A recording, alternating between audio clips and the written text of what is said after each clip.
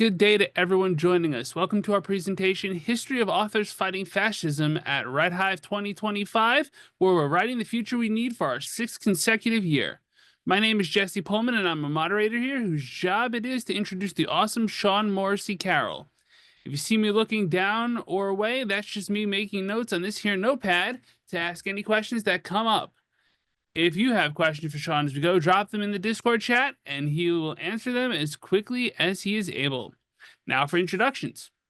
Sean Morrissey Carroll is an author in Houston, Texas, programming coordinator for Write Space Writing Center, and co-host of Writer's Lunch. He's been a bookseller, photography teacher, butcher, cartoonist, waiter, art critic, crepe maker, vintage fashion grader, and sign painter. He's been published in many magazines, including but not limited to Art in America, Artforum.com, Bullshit Literary, Defunct Magazine, Houston Press, Punkt Volat, Nebo, Space City Underground, and Gulf Coast Magazine. Sean's story, The Future Floods of Houston, actually, sorry, there's no "the" there, was nominated for a Penn/Dow Award. Sean, let's have some fun. Thank you, Jesse. Absolutely. Let's have some fun talking about really the history that you need to know to confront today. Exactly. I'm very happy to be here and part of WriteHive. I've been a moderator and a panelist in the past, and gave this presentation a few months ago, a little bit after the what can I say? The fire hose of chaos that was the inauguration of Donald Trump. And I was looking back and thinking, how did writers confront this situation before? And so look at a little bit of definitions, a little bit of history, and bring it right up to today where we are. So basically, I start off with Gustave Courbet, who was a painter, 1840s, and definitely ended up getting some trouble himself. I was an art historian before I was a fiction writer, and so there's definitely some stuff fixed in there. But in terms of what the definition of fascism is, I think it goes back way before the invention of the idea of fascism, and it goes to that kind of religious way of saying that a monarch can do whatever they want. And so in this case, this is the British monarchy and saying God and my rights, like where does power come from? I descended from a religious theocracy, but then also just kind of leading to that person gets to decide what is legal and what is not. A George Orwell kind of way of saying there is no other truth other than what is told to you by the higher powers. So I breaking off there and just saying yes, I'm Sean Morrissey Carroll. You can catch me at Sean@tomeworksedits.com, and just a little advertisement here. Come say hi, talk to me about fascism or writing. Absolutely. So this kind of idea of where power comes from is very much going all the way back to the origins of society. So Hammurabi and Hammurabi's Code right there on the right, Justinian, emperor of the Eastern Roman Empire, and Napoleon, who absolutely reformed society in his own image with a lot of good things along the way. Each of them did definitely hold society together, but the fact of all power being concentrated in one person is not terribly equitable. So authoritarianism is a political system characterized by the rejection of political plurality, the use of strong central power to preserve the political status quo, and reductions in democracy, separation of powers, the religion, that's where you get your power, civil liberties, and the rule of law. Yeah, because Justinian's got a little halo around his head.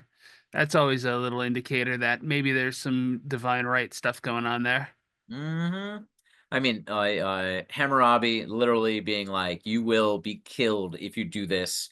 It's one person writing the rules, some of them are arbitrary, and if you ever go back and look at that code, you'll see Some of them are pretty random, it could go to something that a therapist could have helped him with, instead of having to take it out on society. So, updating this a bit, and you can take religion out of it if that right of power coming from one person is still that direct line to telling society what to do.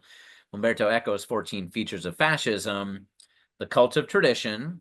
We're looking today at Trump saying we need to have families courting the religious right, and if nothing else, pretending that tradition is what he wants to bring back in. To the rejection of modernism. In this case, it's him making fun of postmodern things, making fun of new things. Anything that's new and different is ridiculed, and they're trying to go back to a era that doesn't exist, because in your memory you think everything was great back then, and that's taking out all the things on the side and the fact that probably it was not great for everybody, just great for a select few.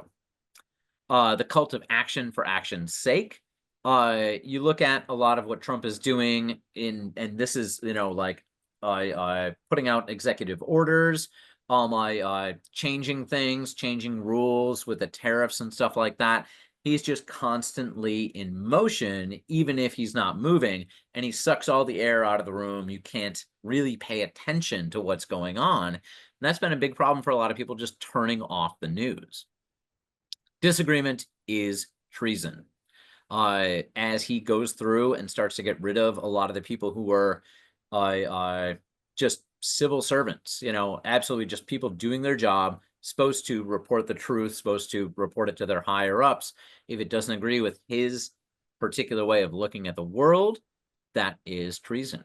Fear of difference. This goes to a lot of his things down the campaign trail about fear of trans folks, the way that he's trying to take DEI out of things and say, no, sorry, we're not going to have equitable inclusion of everybody in our society. Anything that is different than what he particularly believes his cultural identity is something to be feared. You have an appeal to social frustration. Man, as inflation is going up, as home prices are going up, as people see society changing around them, and that's partially technical, like technological, this social frustration is at least 51% of the US, something that he could appeal to and break in and get people that normally don't agree to hit that button and decide to vote for one political candidate over another. The obsession with plots. They're always plotting against us. He is absolutely going through things and taking apart the idea of, it's a conspiracy. Everything is a conspiracy. The deep state is against me. And it does not really ever mean that something's there, but you're always driving people by having them believe this. Andor season 2 does a great version of this as well. The enemy is both strong and weak. He talks about China, they can never stand up to us, and also they're huge power and we need to take them out. Pacifism is trafficking with the enemy. If you're not with me, you're against me kind of things.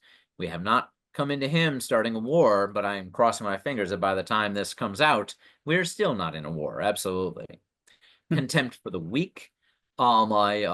Taking away a lot of the things involved in Medicaid, involved in SNAP, saying lift yourself up by your bootstraps, otherwise you get nothing from us. Everybody is educated to become a hero, so his kind of MAGA ethos is definitely putting things where you're the main character, only you can save us. Machismo and weaponry, that's easy to see with right-wing stuff right now, absolutely. Can I just ask real quick if those Yeah. two really combine a lot? Like everyone's educated to become a hero, machismo and weaponry. You put things in the hands of people and you expect them to do things, but you don't tell them exactly what to do, so they're kind of more lone wolves than something organized. No, I totally understand that. We are in an era where terrorism is always the fear. You know, like since 9/11, we've lived for 25 years basically with this fear of at any time something can happen. And at the same time, they won't take guns away from people. They won't limit who's able to get them and stuff like that. So that fear just continues to grow. Due to political actions that are completely separate from what's actually going on.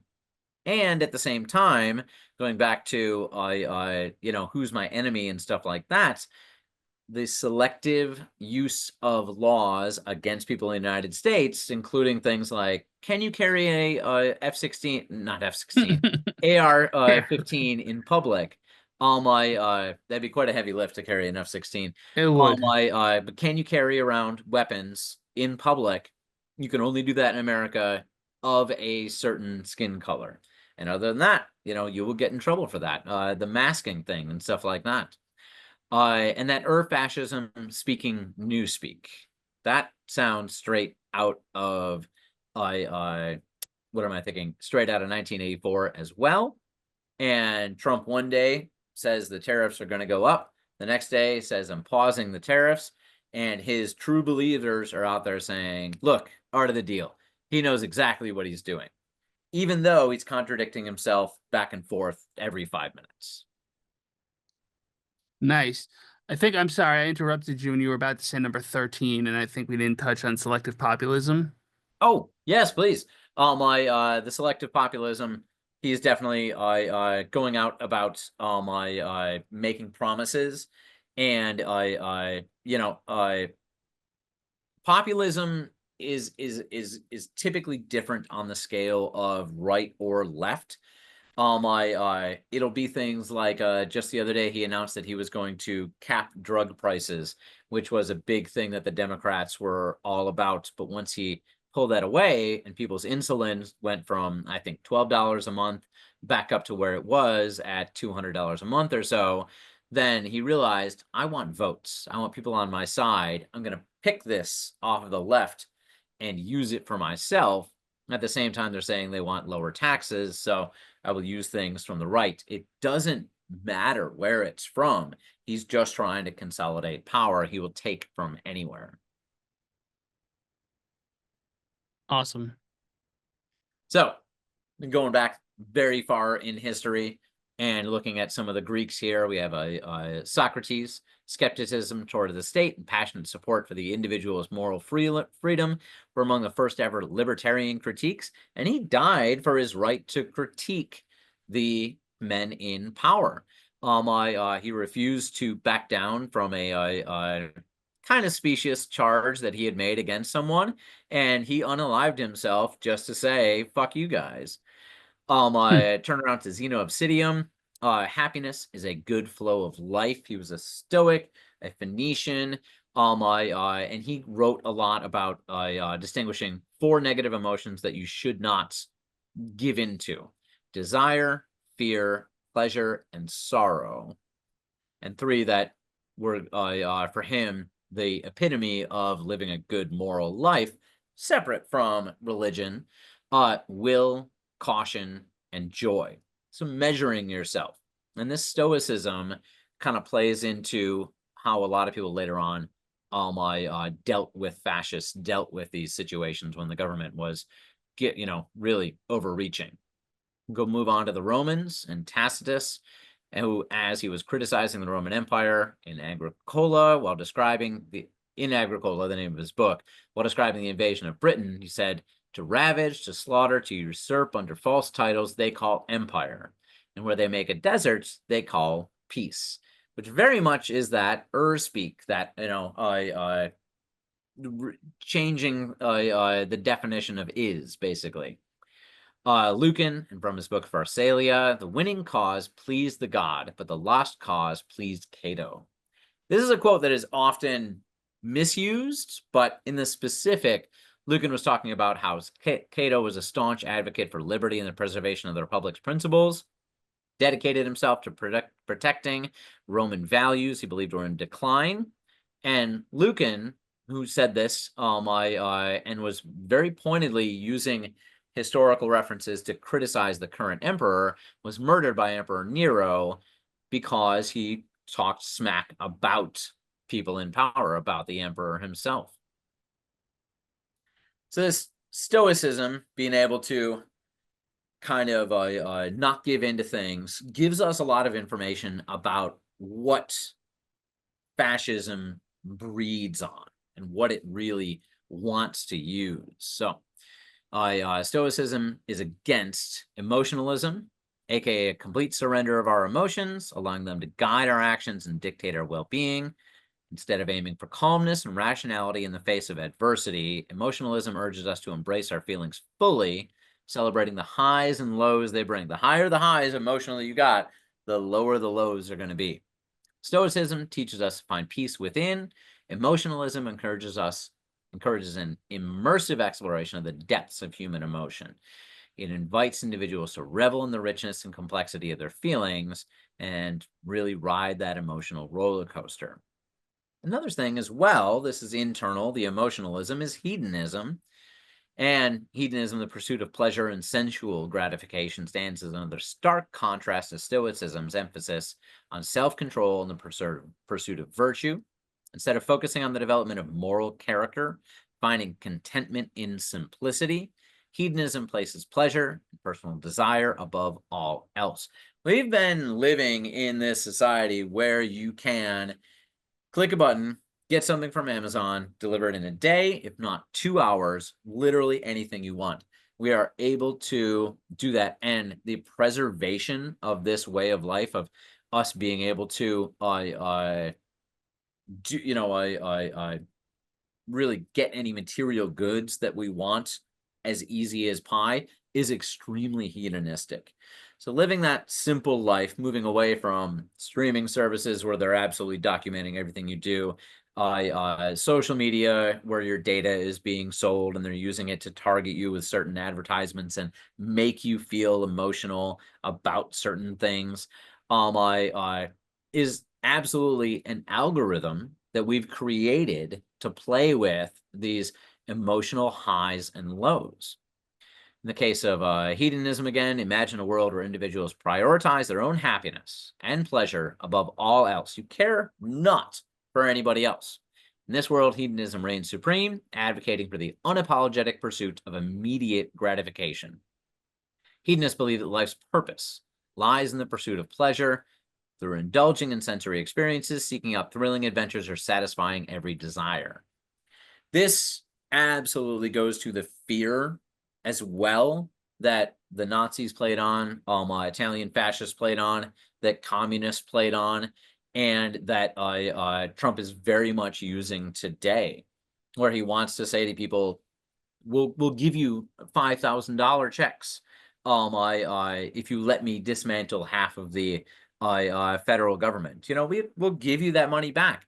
And what are people thinking? They're thinking greedily, I would rather have this than, I don't know, roads, Habitat for Humanity, USAID going out to people who live in other places.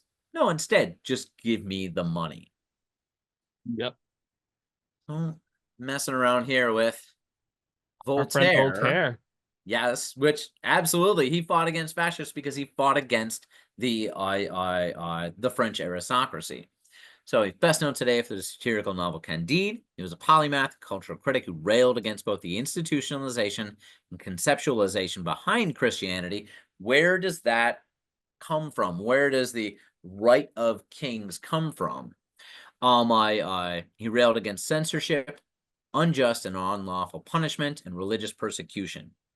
But his quote from the letter on the lengths to which authoritarianism can manipulate the public echoes all the way to today. Those who can make you believe absurdities can make you commit atrocities. That is a good one to remember and has been brought up for sure as we look at populist governments and populist leaders trying to take over. Odd part about this, working with Frederick the Great, who was soon to be the King of Prussia, Voltaire edited Anti-Machiavelli, a rebuttal to the famous Italian treatise, The Prince, on how to gain and hold power. The work espoused a worldview that held morals over results and detailed that if a ruler was to use evil or unjust methods to achieve the desired ends, not only would they, but the people they rule, if you are just following orders, the people they rule would take on the moral repugnance created by underhanded deeds. Interesting thing about Voltaire as well is that he, let's say at the age of 17 or so, I still at a very young age, like very much a poet, fired off some very choice insults at a aristocrats during a party. And this man took it in stride, walked away, talked to his servants, and arranged to have Voltaire beaten the next day. Hmm. So his ass got handed to him by about 5 dudes, and he demanded satisfaction. So that means get your Oh. gun, we're going to duel. And instead, this aristocrat, who was socially so much higher than Voltaire, said, yeah, let's not, and had him deported to England, where he lived for the next 12 or 15 years of his life. That'll give you a chip on your shoulder. Yeah, it shows you how serious he was. Mm-hmm. Dude's name starts with Volt for a reason. Candide is cutting it, absolutely. Victor Hugo, best known for Les Miserables and The Hunchback of Notre Dame, grappled with royalist and republican leanings in his early life, but by the time of the Second French Empire, declared by Napoleon III in 1851, he had gone away from it. He had essentially had, and I'm sorry if I get it backwards, a royalist mother and a republican father, and so he kind of warred with this for a long time in his life. But in 1845, Hugo was appointed to the Chamber of Peers, one of only a handful of writers who have also had a political career. But in that 1851 coup by Napoleon III, Hugo in office railed against the injustice. Why am I reminded of Andor and Star Wars metaphors all over again? I In haven't turn, he finished it was yet. yeah, in turn, he was sentenced to exile on the Channel Islands, where he spent 20 years before returning to France after the fall of the Second Empire. So while in exile, he wrote Les Mis. The difference between that work and The Hunchback of Notre Dame, both of which depict everyday life, poverty, unjust actions by those in power, is a strong indication of how his politics had shifted. He really leaned in to depicting a failed revolution in France and Les Miserables. And he continued to write and serve in political office after he came back from exile. So he did not give up. He came back and he was like, I am raring to go. I am raring to fight all over again. So Victor Hugo was a writer with a political career, huh? Yes, absolutely. And I don't think I'm messing up the number, that his funeral, I mean, extremely popular, all of his writings, political force in France, and his funeral had a trail through Paris of 500,000 people Wow. following his coffin. It's a lot. Yes. Oh, absolutely. Just a little bit, right? So, switching to art history for a second, there's this little quote from Gustave Courbet, but inasmuch as the Vendôme column, which was erected to celebrate French military victories, is a monument devoid of all artistic value, tending to perpetuate by its expression the ideas of war and conquest of the past imperial dynasty, which are reproved by a Republican nation's sentiment. We're not like that anymore. Citizen Courbet expresses the wish that the National Defense Government will authorize him to disassemble this column. That's a little quote from a pamphlet that he wrote and distributed right before the Paris Commune of 1871. He did not get to disassemble that, and it was kind of made satirically in jest as a pacifist expression against kind of the militaristic leanings that he saw in the reign of Napoleon III. But once the government fell, attacked by the Prussians, and the emperor captured by the enemy, Gustave, okay, let's go with He made a name for himself first with his depictions of everyday life, Hmm. poverty in France, contrasting with romantic artists. But he backed that up by advocating for the overthrow and refusing the cross of the Legion of Honor when the liberal parliament, which was like a fake way of putting together some democracy when Napoleon III really had all the power, offered it to him. After the government was fell after the or during the Franco-Prussian War, Courbet was directly involved in the Paris Commune of 1871. He chaired meetings and tried to bring about a just and civil society in one of the first uprisings to espouse communist, socialist, anarchist ideals. Didn't last very long. Absolutely fell apart from the inside, as many socialists and anarchists are rife to argue with each other. But after the Paris Commune was crushed, authorities looked back at that letter and they said, you were talking about taking down the Vendome column. In all the chaos, this thing got trashed. And they ordered him to pay for the destruction of it to put it back up. And he fled to Switzerland, never paying that debt back, Good. living in poverty for the rest of his life and hounded by the French authorities. They will hold it against you. If you cross them, they will hold it against you. They are spiteful. I love going back to the idea of Victor Hugo, okay, triumphant return, and then Courbet being like, oh shit, no, get away.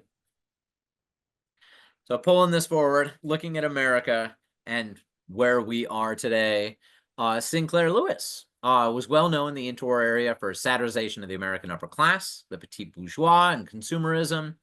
He was the first American author to win the Nobel Prize for Literature, and during his speech following the award, he lamented that in America, most of us, not readers alone, but even writers, are still afraid of any literature which is not a glorification of everything American, glorification of our faults as well as our virtues, and that domestic realism that he was engaged in.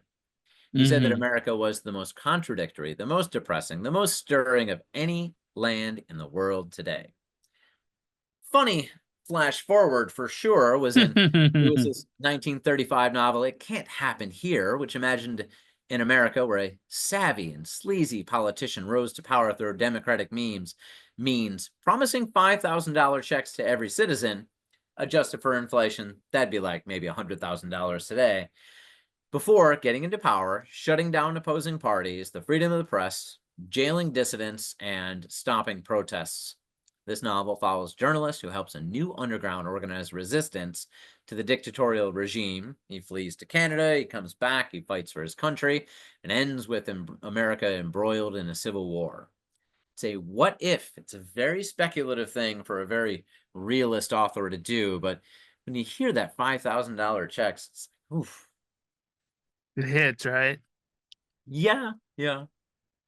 Now, unrelated, of course, they have Sinclair as a first name and a last name, but Upton Sinclair, best known for the lightly fictional novel The Jungle, Hmm.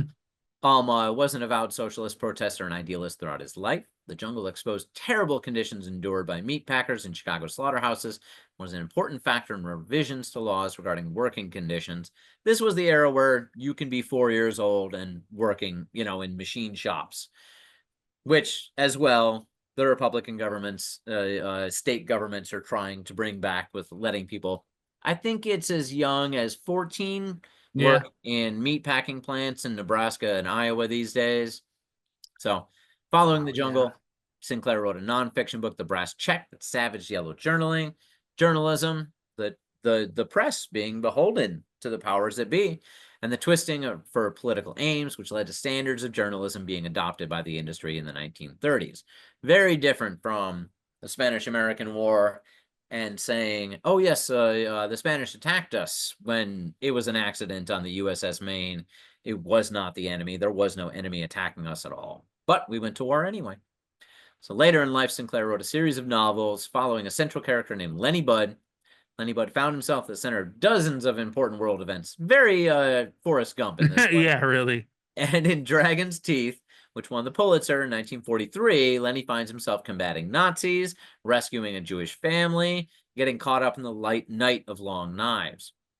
Ostensibly a long ode to pulp novels, Lenny Budd's adventures always ended up with his miraculously surviving, but I do find it very interesting that Pulitzer Committee decided to award this pretty pulpy novel with the Pulitzer in 43 is it was more important to do that than it was the domestic realism of a lot of literary authors at the time. Mm-hmm. Then we get to the Spanish Civil War. This is so much where so many authors cut their teeth in political ways for sure. Prominent writers actively participated in warfare under the banner of their chosen philosophy, mostly anti-fascist of different stripes.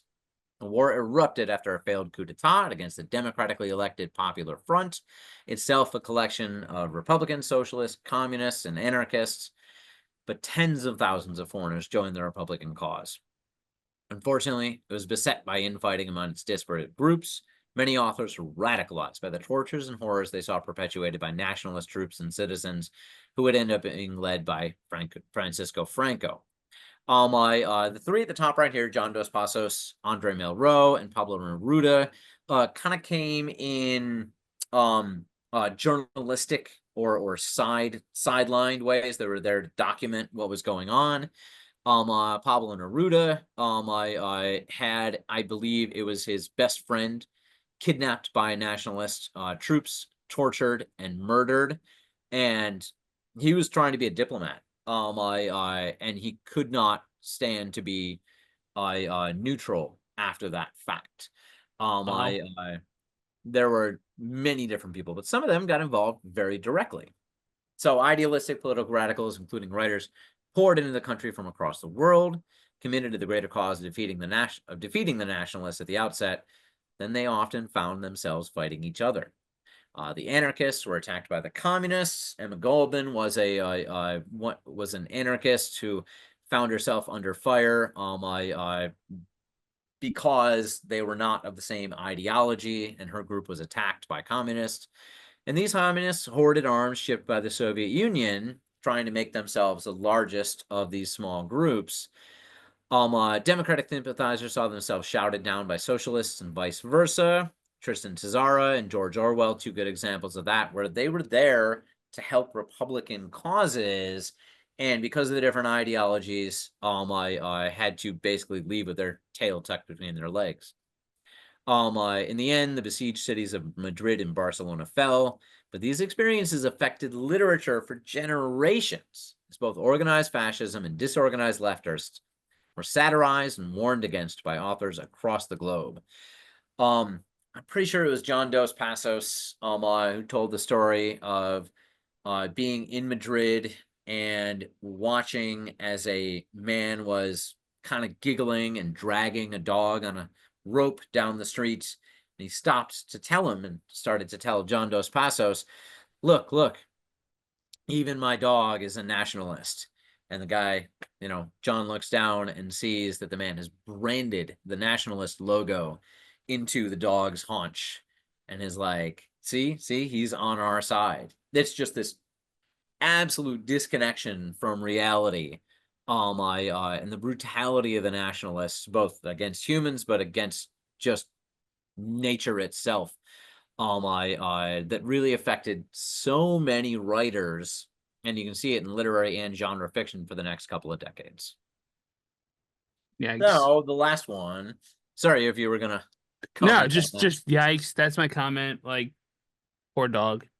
Yeah, no, not a good story, but a very good metaphor.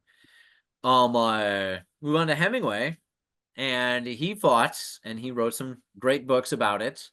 But he was he had also fought in World War I for the United States, gravely injured in Italy, fighting the Austro-Hungarian Empire. 2 decades later, after the publication of his hit, The Sun Also Rises, years spent in Paris, part of the Lost Generation, Hemingway again entered the war zone, this time as a journalist covering the Republicans. Made several trips to Spain, was caught in the siege of Madrid, that's towards the end of the war, and the last stand at Ebro, returned to the United States and wrote For Whom the Bell Tolls about his experiences. Interesting thing is to see right-wingers claim him. So today Hemingway is claimed by the right as much as he is by the left. The stoicism in the face of danger lets some historians whitewash his political sympathies, since he never wrote specifically about political matters. Absolutely wrong, though. His socialism was well known in social groups. He actively put himself in danger in order to defend his worldview. And he never viewed the harsh world he experienced with romanticism or pastoralism. During World War II, he actually patrolled the waters of the Eastern Caribbean for U-boats and actively tried to recruit a whisper network in Cuba looking for Spanish fascists and Nazi sympathizers. The CIA actually had a file on him as well, Hmm. thinking of him as a potential communist. His later life, marred by alcoholism, can be seen as a silent despair over the loss of his youthful idealism. He tried, he fought, he lost. And it would have been very different if Spain went another way. I think that his life could have been very different towards the end. Mm. Post-war period, get a lot of people fighting fascists, and this is a little bit about the Soviets before going back to against the Nazis. But from Alexander Galich, untruth roams from field to field, sharing notes with neighboring untruths. But that which is sung softly booms, what's read in whispers thunders. They had to hide their criticism of the government during the Soviet era. Early on, Soviet writers had a breadth of expression even more free than those in the West. Their experimentation and imagination gave rise to a brief age of free love, cultural blossoming, new art forms, but that was not to last. After the end of the Russian Civil War and the ascendancy of Joseph Stalin, the state cracked down on the freedom of the press. Many authors who had embraced communism but used art and fiction in unorthodox ways that were lauded in the 20s were sentenced to the gulag or death that they had once for works that they had once been praised for. In 1934, Stalin forced all authors to join the Union of Soviet Writers and only write socialist realism. I'm reminded as well of a tweet lately where Trump said he wanted to put tariffs on movies that were filmed in Yeah. places outside of the United States. Like, you must film only in this country, otherwise we're going to destroy your film. Yup. Many authors fled the country. Oh, sorry if you had something. No, I was just saying, yeah, it's, you know, you think if you're going to influence somebody, you're going to let the idea go through. Instead, we're going to tariff it. It's like, okay, sure. And a lot of times they're just threats. This is the thing about, having that immense amount of power is like even the threat of something happening can change people's actions very much. Yeah. So these Soviets who did not sorry, many authors fled the country. Some wrote subversively, and others denied they were writers and published underground. The Soviet censorship waxed and waned depending on who was in charge. Some novels were held for decades by the state before being published, often censoriously edited. Two of them being Bukowski's *The Master and the Margarita*, which he published, and then the Soviet censors realized what it was really about, and they rescinded the publication of it. And Dr. Zhivago by Bukowski, which was snuck out of the country, printed in Italy, and then when the Soviets found out, he denied that it was his. Hmm. So some of these are really interesting. Like, knowing about how people wrote and got things out creatively during the hardcore Soviet era is things that we all should know, because heaven forbid something, gets worse and worse and worse, but you don't have to end your creativity there. Samizdat, it's a definition.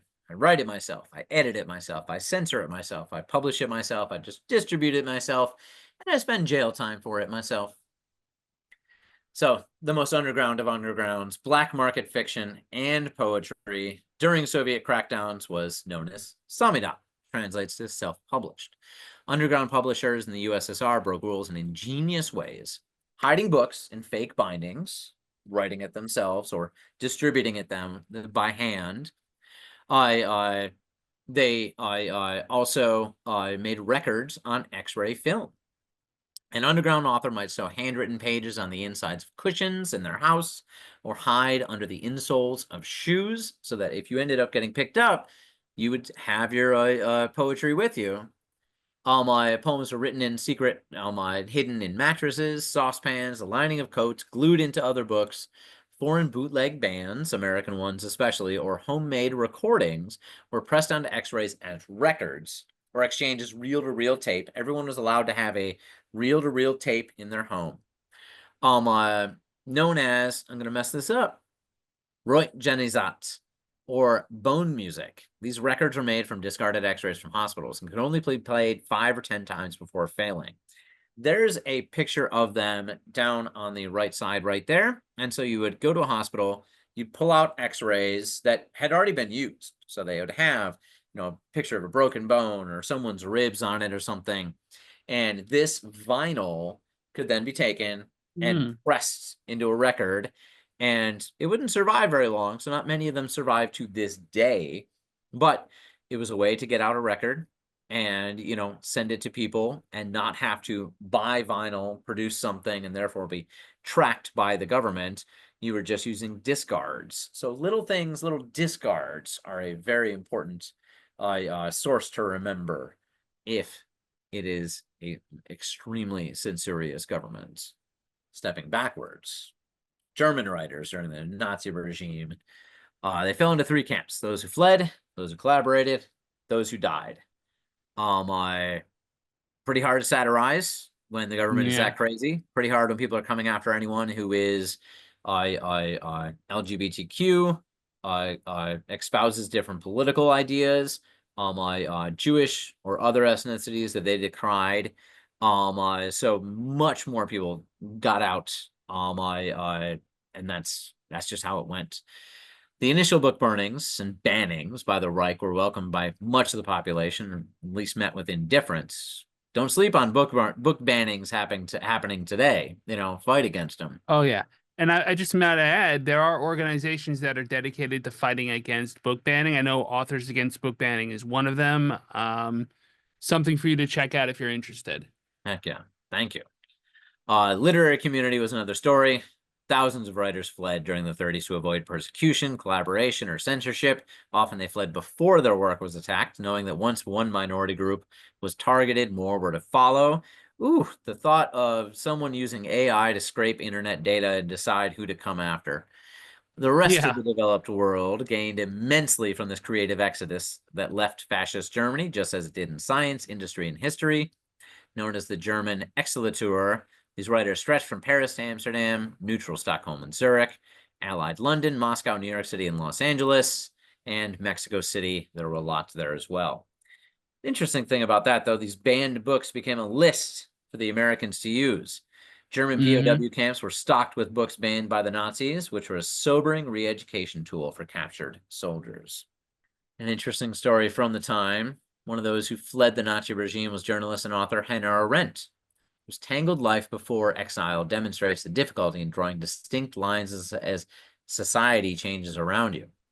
When Arendt was 19 years old, she fell in love with her professor, Martin Heidegger, though she went on to marry Gunther Stern, and Heidegger was married throughout their entire love affair. Two Of remained course. close, even after their worldviews grew far apart. Heidegger began attending National Socialist meetings in 32, which dismayed Arendt as the Nazis threatened her identity and her life as a Jewish German. She wrote a vicious critique of the Nazis, Adam Mueller Renaissance, in 1932, shortly before she was barred from working. She fled to Prague, and in 1933, she was denounced by a librarian. She was looking up the wrong books and arrested, but her notebooks were written, this goes back to the Soviets as well, in code. The authorities couldn't read it, and she was released for lack of evidence. From there, she fled to Paris and then on to the United States. But GTFO, when shit goes bad, a lot of times you need to get out. And I know lots of people are looking at what the heck is going on in America today and coming up with contingency plans. I live on the Gulf Coast. You have to have a plan for if a hurricane comes. What are you going to do? This might be a hurricane we all have to worry about. Then we go to George Orwell. Everybody knows him today, right? Oh He was yeah. veteran of the British police force in Burma, Spanish Civil War, and the Home Guard in Britain during World War II. He was familiar with war and up close and personal.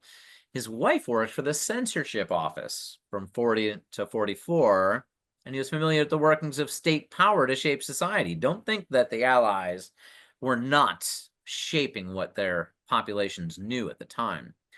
So Orwell was an ardent socialist. He railed against totalitarianism in all its forms, Nazism, Stalinism, in essays and fiction. But his most well-known polemics are 1984 and Animal Farm, widely talked to this day. And in them, he narrates an everyday life during an oppressive regime and the descent from a pastoral agrarian society to authoritarianism. Power-hungry leaders are how you get there. Orwell's novels paved the way for more allegorical, speculative fiction in the latter half of the 20th century, and his criticisms of power structures that become oppressive are shorthand, Orwellian, has become a part of the intellectual and political landscape. We use it as shorthand. If you haven't read it, or if you haven't read it lately, consider for sure. So, many American science fiction writers of the 60s and 70s took on that aftermath of that Second World War by exploring alternative forms of government, utopia and dystopia, and the encroaching authoritarianism in the West by casting their stories into the future. Ursula Le Guin, heavily influenced by anarchist Peter Kropotkin and nationalist, Republican Victor Hugo, told socialist, self-organizing stories that gave the reader hope that one day human society could grow past nationalism to a more just and harmonious world. Sounds nice. Yeah, we're still hoping. We're still waiting on that. What is it? Fusion energy, always 30 years away. Something like that. So alternate realities like Philip K. Dick's The Man in the High Castle, where the U.S. lost World War II, rhymed with the current state of affairs. There was a method that American authors used in the post-war period, similar to how the Soviets did, to warn of how the dangers of encroaching authoritarianism, critiquing the governments, they would do it through illusion. While American interest during the Cold War perpetuated war and despotism, don't forget, we were fighting against the communists. We backed authoritarians across the world. From Korea to Vietnam, Eastern Europe, South America, and Africa, many in the First World were immune to the demonization of others and mechanizations of propaganda. It was known that, who was it, Walter Cronkite, and news at the time, it was not unbiased, even though lots of Americans thought of it as it was. It was definitely propaganda light along the way. This is not just a white American issue, though, of course, because there are many in America who are very much more directly attacked by these things. So within America, not immune to the propaganda machine of divide and conquer, feminist and black writers railed against the systemic oppression wielded against them by the American government. From the 60s onward, authors like bell hooks and Audre Lorde fought against state-sponsored terrorism against its own citizens, not unlike that exerted upon minorities in Germany in the lead up to World War II. So while these and other authors railed against systemic injustice, they also cultivated a sense of strength through joy. This is that stoicism.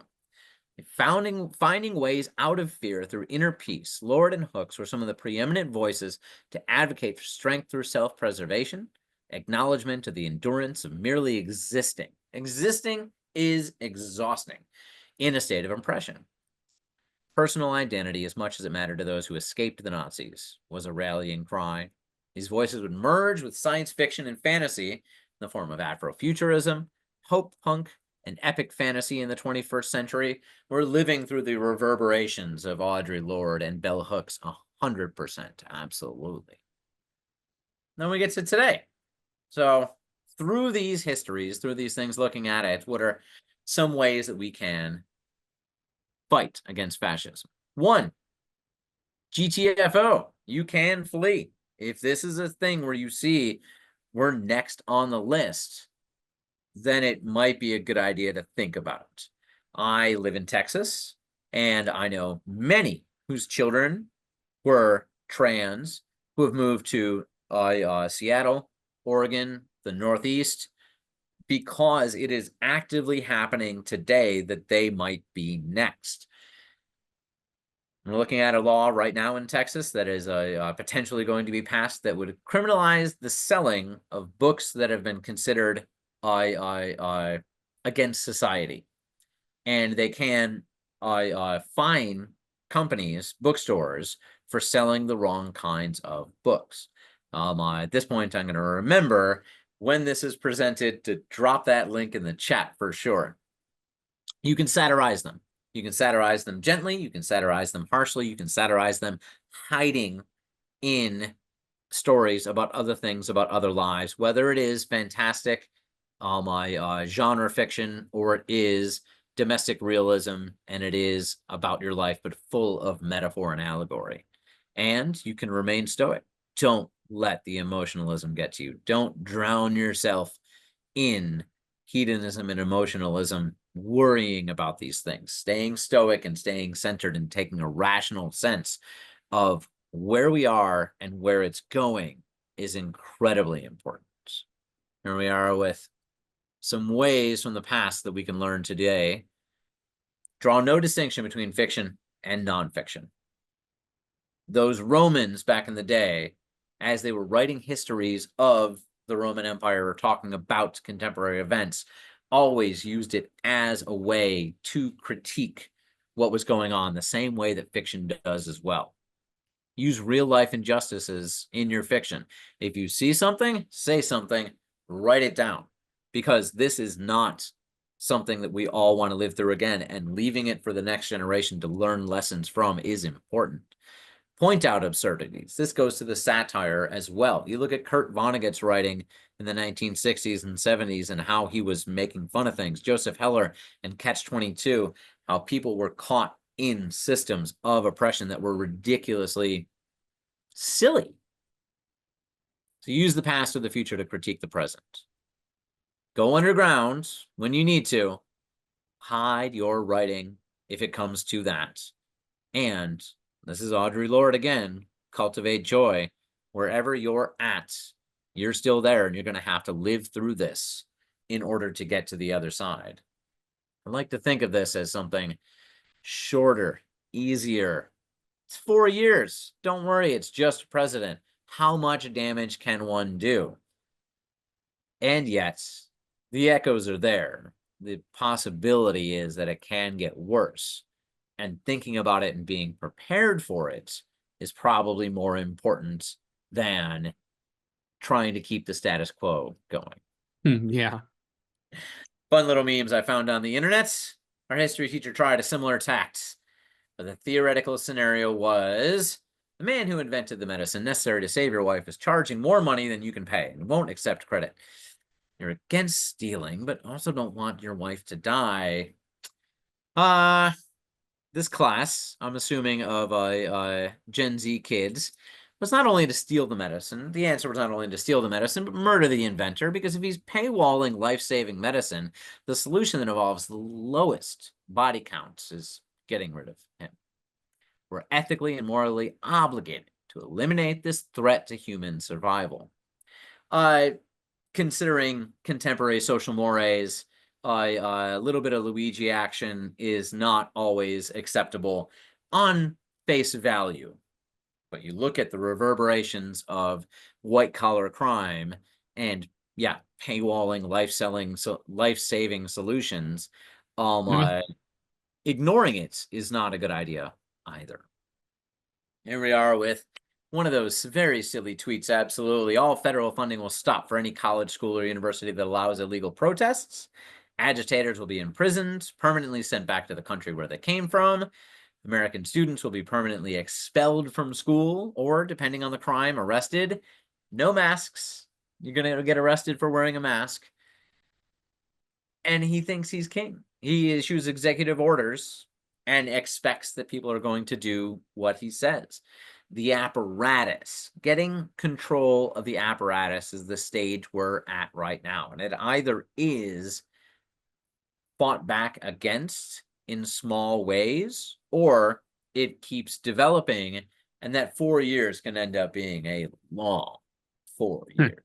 And not to say anything too direct, but he says no masks, but when you see all the ICE people arresting mayors, what are they wearing? I wonder why.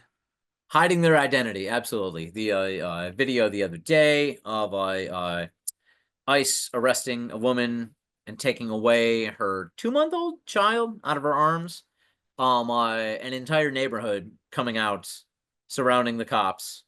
More cops come. It's just layer upon layer. Citizens, police, Wow. citizens, police. I and who knows what would happen in that situation? It could change very quickly, but it's Yeah. about the individual and stopping the deportations as soon as possible, because this escalation can continue for a very long time, as demonstrated by history.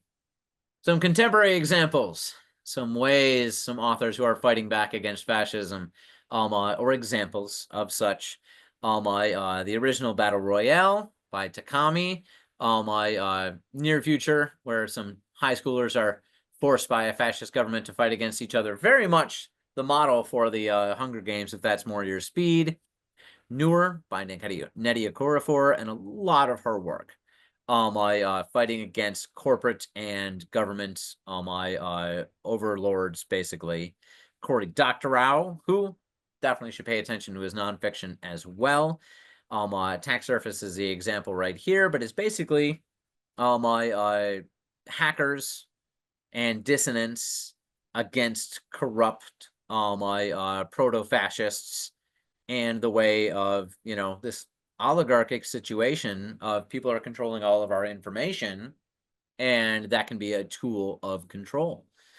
The Free People's Village by Sim Kern, a Houston author, in the near future imagination of attempting to stop the demolition of a building, and how that society forms around it, and how it can absolutely fall apart, but not losing hope. I very specifically remember myself and the interesting things about 2001, 2002, when the US decided to go to war against Iraq. We gathered, we organized, we had marches, and the cops infiltrated. They caused dissonance among things. They tapped our phones, and that organization fell apart from the inside. I'm gonna think it was the Homeland Security all of a sudden Mm. had all sorts of new toys to play with, and the distribution of information is absolutely something that now we're so much more integrated with. Organizing things, trying to fight against a fascist regime is much more difficult when you don't have my person-to-person contact. V for Vendetta by Alan Moore. Very much in the movie version is kind of about America and 9/11. In the first place, is actually very much about the English oppressing dissonance in Northern Ireland. Fadi Judah, in their book of poetry, just three dots, is the title. And reading Palestinian poetry is extremely important in this day and age, to see where people push to the edge of my existence find strength, because that's someplace you never want to go, but it is really important to know how people feel pushed to the edge of that. P. DeJelly Clark and Ring Shout, which absolutely, I believe, happens in the same universe as Sinners, if anybody has seen that movie. And kind of, yeah, I'm gonna say fantastic science fiction, paranormal, all rolled up into one. But P.J. Jelly Clark's alternate histories are a great way of showing, kind of the past, as well as examining contemporary problems today. And Ring Shout is a great little novella, action-packed, super awesome, and of course, bringing up Margaret Atwood and The Handmaid's Tale, which I must remind people was published in 1985. So when people look at it today and go, look, they're trying to roll back abortion rights, they're trying to take away rights from women. This is this story, The Handmaid's Tale, is so of today. She was writing and thinking about Reagan and what they were doing back then. And so Mm-hmm. the erosion of women's rights in that time has gone so much further on down the path versus where it was in the late 70s, Roe v. Wade, and second wave feminism. If I can just throw one in there, Octavia Butler, Parable of the Sower, very good book. Very similar, it's predicting the demise of America and then how it goes from there. It's a little sci-fi, but if you get past some of the fantasy elements, it's particularly accurate. They have in that book she has someone running for president, and their rallying cry is "Make America Great Again." Yeah, a little prescient, don't you think? Yeah, little. Ay, ay, ay. And that was her looking at the Rodney King riots, the end of Reagan, the beginning of Bush, and there were definitely wildfires in California going on at the time, but so many things that she wrote. I read that for the first time in 2020 during COVID. Yes, in the Oh, book there fun. is a plague as well. Yeah, It was absolutely insane to think that this is from, like the early 90s and is yeah. so much about today. So I know I talked to you about this in the pre-recording discussions we had, but I'm a big fan of Roger Griffin's palingenetic ultranationalism framework. The breakdown of that phrase, which is two words that each require their own definition, is basically the idea that there's a special chosen people that they have been pressed down throughout history, and that now is their time to rise and shine, but only if they do certain things and only at the expense of others because those others have held them down. So it's okay to get them back. And I just kind of wanted your thoughts on where that fits. I know that's not specific to, it's Roger Griffin. He's a historian more than an author, but you mentioned a lot of journalists who became anti-fascist fighters. And I feel like historians do their own anti-fascist thing as well. Um, So, uh, Timothy Snyder, for one thing, great one. Wrote a book called On Tyranny, but also is very much a historian of Eastern Europe and the Holocaust. Um, so I can say about that it feels like it's a very specific thread of totalitarianism. mhm. And whereas you can see ethnic versions of that come out, the Rwandan genocide, the Nazis, um, it is not necessary if there is a chosen group that is found family. Hmm.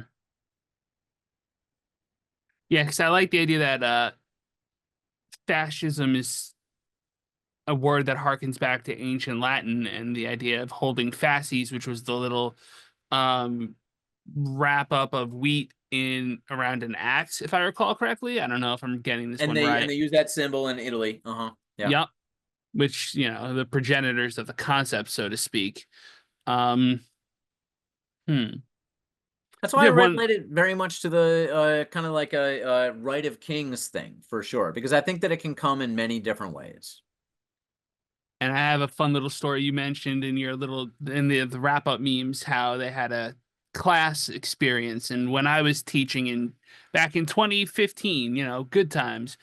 Um, I was teaching World War II and the rise of dictators, and one of the test questions on the New York State Regents involved the answer being, the question being, how did these people rise to power? And the answer being, they offered simple solutions to complex problems. And when we were going over that question, I explained it, and one of the kids raises their hand and goes, "Is are you talking about Trump?" And I'm just like, "You said it, not me. I didn't say that, but you could." So that was just a fun little anecdote that I wanted to share because it seemed relevant. I wanted to say that I think your message that it's a good thing for writers to criticize fascism and authoritarianism in general, but that also you need to have a plan in case things go south and they come after you, because what you say, speech is important and speech should be free, but it's also not like consequence free. Like if you say things against the authority, then like they may not like that. They may have questions about that. So that's an important message for authors who are watching this and might be considering fighting against fascism in their own way. Yeah, and now they're starting with a low-hanging fruit, so it's students from other countries who have participated in anti pro-Palestinian marches before Trump got into power.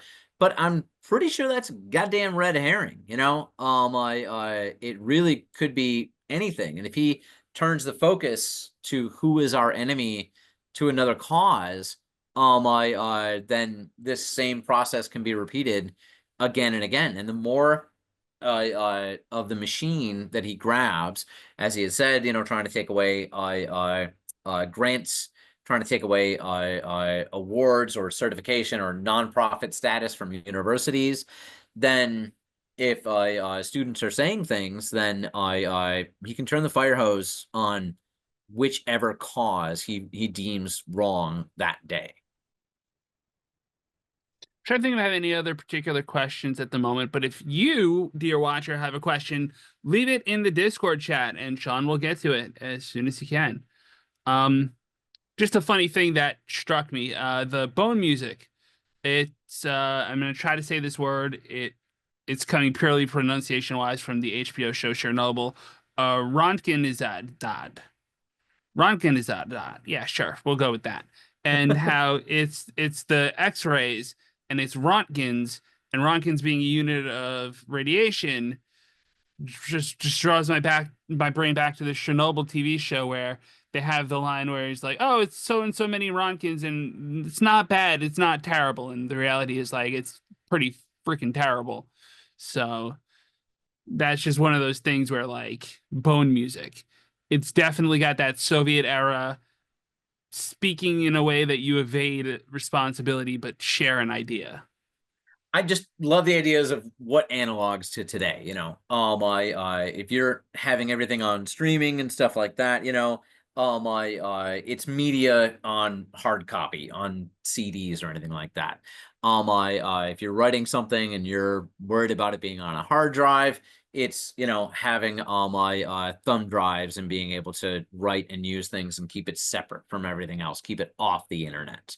I it's very possible that being subversive now can pay off later in terms of how you're going about how you're defending your digital footprint.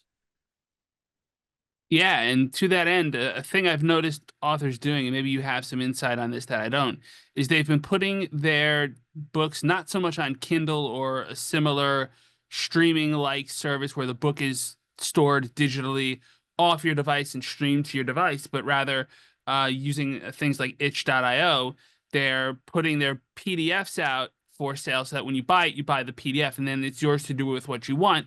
And the hope is that you won't pirate it because that would suck because people it's money out of pockets at that point. But um you own your own PDF. You have your own document in your hand that you can do with what you want, and you can store it so that if they do try to limit what is sellable, you still have access to your literature, and you can still maybe find other ways to distribute it, like we did back in the 90s, and anime was hard to get a hold of. Great example, anime, because now Crunchyroll is the only service out there anymore, and so they are allowed to say which ones you're able to get and stuff like that. And so this is going to be a new generation that's going to have to discover, Jesse, what you and I know from the year 2001 and the Napster era. Oh yeah. Like there is not too much about piracy when you're unable to get the item anywhere else. Yeah. It's the least bad option. It's like this is one way that you can get it. If it gets to a situation where like you are, as a society, absolutely addicted to media. You need to have your games on your iPad, your TV full of streaming videos and stuff like that, and the amount of companies out there dwindles to one or two, they can raise the price to whatever they want. And being forced by this in a capitalist way rather than a censorship way to either pay the price or, have nothing, piracy, I believe, will be back. Absolutely. All right, and I know we're running up on a time limit here. So if there's one major takeaway that you would want people to have, one big idea that you want the watchers of this presentation to leave with, what is that one big idea that you want them to leave with? Don't stop paying attention to the news, but be stoic about it. I think a lot of the issues with a lot of people who started seeing terrible things happen on the news and were really unable to take it emotionally. I You don't want to miss the information. You don't want to not know what's going on, especially when it might affect you or people that you know. So the becoming more stoic about what's going on is the main takeaway, I would say. You can have all the strategies you want in the world to get through, censorship and oppressive regimes, but if you are internally troubled by that, by what's going on around you, it causes that fight or flight mechanism, and it makes you unable to deal with, moving on and making the best decision for yourself. Very well said. Sean, Morrissey, Carroll, if you want to drop one more time where people can find you as we wrap this up, Yeah, you can then look up Writer's Lunch on either YouTube or on Facebook to see other things that we do, and we have our group there. Based here in Houston, where I am the programming director for Writespace Writing Center. You can look us up. We have a lot of online and in-person classes as well. And you can always shoot me an email, Sean, spell it at tomeworksedits.com. awesome. So, with that all said, thank you all so much for joining us at writehive 2025, where we're writing the future we need. Sean, you're out there in the fight. You're doing the writing, so good for you. If there's a question you'd like to ask Sean or a topic you'd like him to expand on, ask in the Discord chat, and we'll get to it as soon as he's able to. We have a Blue Sky starter pack for anyone who's on Blue Sky that will have all writehive 2025 speakers and panelists and moderators in it. Easy way to find people. It's just easy to source. But please check out Sean's work, and please check out our other presentations. And thank you so much for being here. Thank you. Absolutely. Have a good one. Pieces.